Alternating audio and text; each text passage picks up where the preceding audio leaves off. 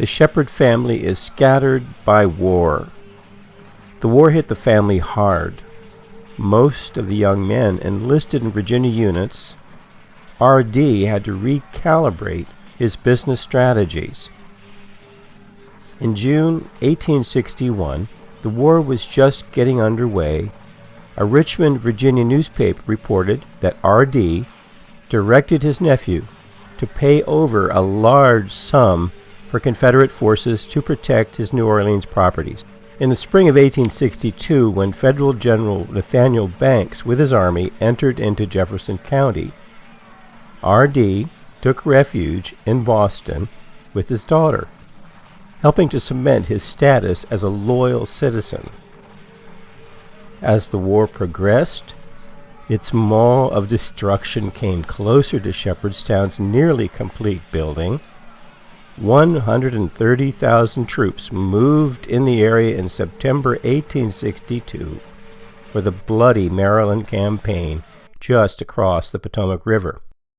Wounded from the nearby battles poured into Shepherdstown, putting the unfinished town hall into service as an outdoor hospital. Wrote Mary Bettinger Mitchell, "The unfinished town hall had stood in naked ugliness for many a long day. Somebody threw a few rough boards across the beams, placed piles of straw over them, laid down single planks to walk upon, and lo, it was a hospital at once. There were 6 churches, and they were all full, the barn-like place known as the drill room, all the private houses after their capacity, the shops and empty buildings, the schoolhouses, every inch of space. And yet, the cry was for more room. We went about our work with pale faces and trembling hands, yet trying to appear composed for the sake of our patients, who were much excited. We could hear the incessant explosions of artillery, the shrieking whistles of the shells, and the sharper, deadlier, more thrilling roll of musketry, while every now and then the echo of some charging cheer would come borne by the wind. And as the human voice would pierce the demoniacal clangor, we would catch our breath and listen, and try not to sob, and turn back to the forlorn hospitals, to the suffering at our feet, and before our eyes, while imagination fainted at the thought of those other scenes hidden from us beyond the Potomac. Had General George McClellan crossed the Potomac and pursued General Lee's scattered and mauled army, as historians have much criticized him since for not doing, Shepherdstown would have likely suffered greater damage, but, as it was, shells landed in the yards of the Lees and Morgans, and 1 or 2 even hit Shepherd's new town hall, but were of little consequence. Property losses in New Orleans. More invasive, improvised use was being made of R.D.'s fine residence at 18 Bourbon Street in New Orleans, causing his nephew to formally appeal to the federal powers that be in early 1864. He wrote General James Bowen, the federal provost marshal general for New Orleans, that a man named Horton or Houghton had been living grandly in R.D.'s home ever since June of 1862, almost 2 years, for free, while wrecking the place and profiting therefrom, advertising it as a boarding house, and more. Like the town hall, the huge, magnificent Almshouse in New Orleans remained unfinished, to be hit by a worse fate. Shepherd was charged by Turow's will to first put $80,000 towards its construction. Then he prepared to put more money into its construction, including even some of Shepherd's own funds, as recipient of Turow's residue. On September 1st, 1865, at a time the Almshouse in New Orleans, still with an unfinished floorless top floor, was occupied by detachments of the 2nd Maine Cavalry and Company K, 1st Louisiana Cavalry. A baking oven was in heavy use at one end of the building so that heat would be carried through a fissure in a ventilation system close by. The fire started in the rafters above the 3rd floor. It was nighttime with a high wind and no flooring yet laid for the 3rd floor in that wing. Coals dripping from the fire then ignited tar on the lower walls. "Baked beans fired the building," said one from the 2nd Maine Cavalry. The building was uninsured. Just a few months later, D.Shepherd died of typhoid fever, November 10th, 1865. No longer the executor of the estate, leaving no philanthropist to help make up the loss. Wrote the editors of the New Orleans Times-Picayune in a long obituary. In his native village, he erected a splendid building designed for a town hall, also a large academy with beautiful grounds and a walk. He also deposited with the mayor annually a large sum to buy fuel and provisions for the poor. He also erected the largest and most costly church in Jefferson County. Many other acts of public and private benevolence were performed by him in his quiet, furtive manner.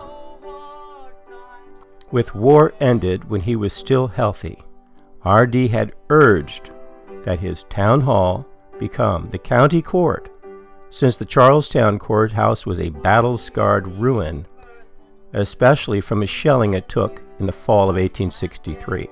There are frail forms fainting at the door. Though their voices are silent, their pleading looks will say, "Oh, hard times come again no more." 'Tis the song, the sigh of the weary. Hard times come again no more. Many days you have lingered around my cabin door. Oh, hard times come again no more. A visitor contemplates Charlestown's ruined courthouse in mid-1865. A short walk up into the center of the town took us to the scene of John Brown's trial. It was a consolation to see that the jail had been laid in ashes, and that the courthouse, where that mockery of justice was performed, was a ruin abandoned to rats and toads. 4 massive white brick pillars, still standing, supported a riddled roof through which God's blue sky and gracious sunshine smiled. The main portion of the building had been literally torn to pieces. In the floorless hall of justice, rank weeds were growing. Names of Union soldiers were scrawled along the walls. No torch had been applied to the woodwork, but the work of destruction had been performed by the hands of hilarious soldier boys, ripping up floors and pulling down laths and joists to the tune of John Brown. The swelling melody of the song and the accompaniment of crashing partitions, reminding the citizens who thought to have destroyed the old hero that his soul was marching on. It was also a consolation to know that the courthouse and jail would probably never be rebuilt, the county seat having been removed from Charlestown to Shepherdstown forever. say the resolute, loyal citizens of Jefferson County, who rose to vote it back again. Rezin Davis Shepherd was buried in the family burial ground along with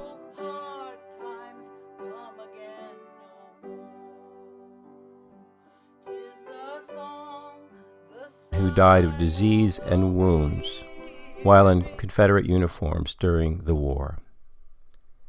He left all his fortune to his daughter, who since 1855 had been a widow.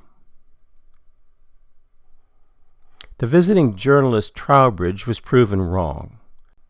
The county seat did go back to the Charlestown courthouse, wrote the editors of the Charlestown-based newspaper The Spirit of Jefferson in 1894.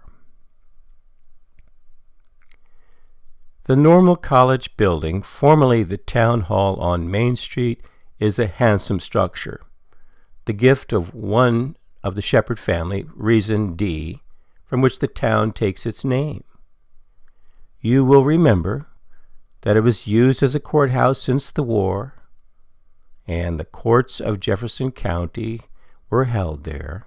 A political rape was perpetuated on Charlestown. The party in power, fitly termed radicals, thought they had a sure thing of it, built a jail, and added a wing to either side of the town hall. But the best laid scheme of mice and men gang after glee. The fellows that did all this mischief were turned down by the people, and things took their normal shape, and Charlestown was again the county seat. Shepherd University began when the county seat of Jefferson County, West Virginia, was moved from Shepherdstown to Charlestown in July 1871. On February 27, 1872, the legislature of West Virginia passed the following act: that a branch of the state normal school be and the same as hereby established at the building known as Shepherd College in Shepherdstown in the county of Jefferson. R.D.'s descendant, Shepherd Brooks, made it final when he deeded the property and building over to the school and a 3-person board of trustees to maintain it. As they say, settings reverse. The tides of life had gone out and came back in again.